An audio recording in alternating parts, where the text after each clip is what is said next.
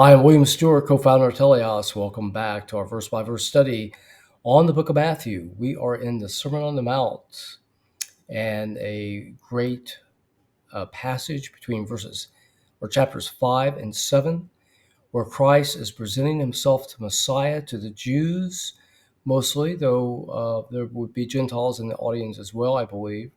But he came primarily to the Jews first to tell them the kingdom had arrived. Otherwise, from the Old Testament, the Jews' salvation, and it had arrived because Christ had arrived. He's Messiah, and he is their key to that kingdom, their salvation. And in the Sermon on the Mount, the primary intent is to tell the Jews that they're what they consider righteous through the law or through the teachings of the Pharisees is insufficient to enter that kingdom. And the key to that kingdom is him by faith. And we are in the last chapter now. And again, he's giving clues to the need for righteousness, but also coming into that salvation. And he does that in a famous verse here between 7 and 11. Now remember, as Christians, for those of you who have believed on the death and resurrection of Jesus Christ to salvation by faith alone, this is a time where Christ has not died yet. And these people have not been forgiven. God is passing over faithful saints' sins who have believed on him as Messiah. Salvation is always by faith, no matter what part of our Holy Scriptures, Old or New Testament. So they had to believe and trust God and in Messiah for the information that they had. And we as church-based believers know a lot more than they did. So it takes some careful consideration about exactly what they had to believe, and that's a controversial subject. But let's proceed. 7:7, again, a famous verse. Ask, and it shall be given unto you.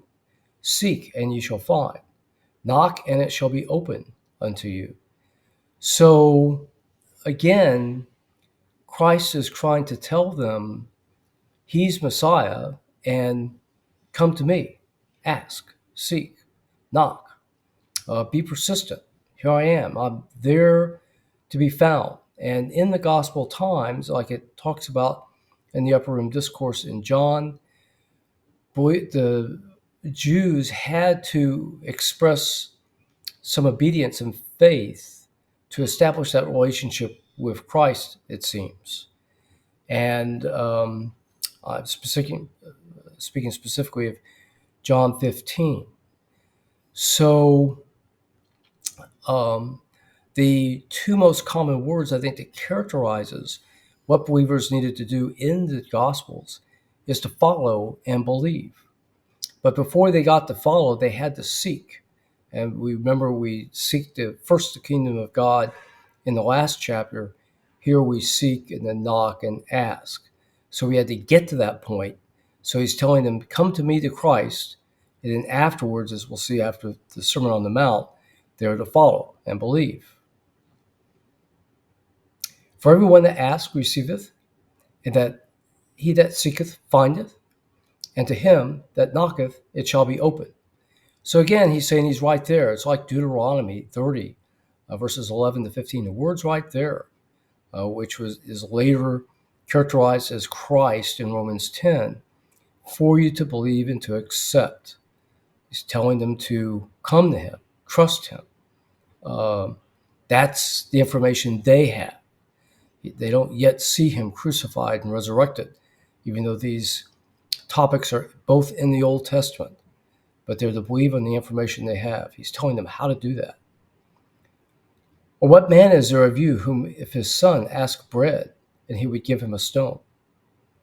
Or if he ask a fish, you would give him a serpent? If ye then, being evil, know how to give good gifts unto your children, how much more shall your Father, which is in heaven, give good things to them that ask him?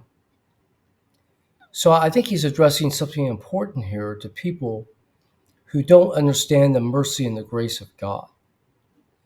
And oftentimes people will have feel a lot of guilt for what they've done, and they perceive God as angry at them, and uh, are trying to appease an angry God, thinking if they come and they'll trust that God will punish them in some way and give them something bad. In this current age, given this passage is not addressing Christians, Christians do this a lot. We found through surveys, several surveys, that about 70% of Christians have some level of guilt. And so for a truly saved Christian who knows that they're saved, they have trusted God in their forgiveness, we're not told to have guilt. We don't appease an angry God. God is our Father as a Christian and gives us good things. And back here in the Gospels, he's establishing that relationship. He's telling them the same thing, that he as their Father gives them good things individually. And back in the Old Testament, he gave good things to Israel as their Father. So this is a key lesson about the nature of God and the nature of man. We're not here, and they weren't there to appease an angry God, but to come and believe and seek him as Messiah, find him, and then follow believing. A little hard to conceptualize. Again, a controversial topic. You'll need to read and perhaps determine this yourself.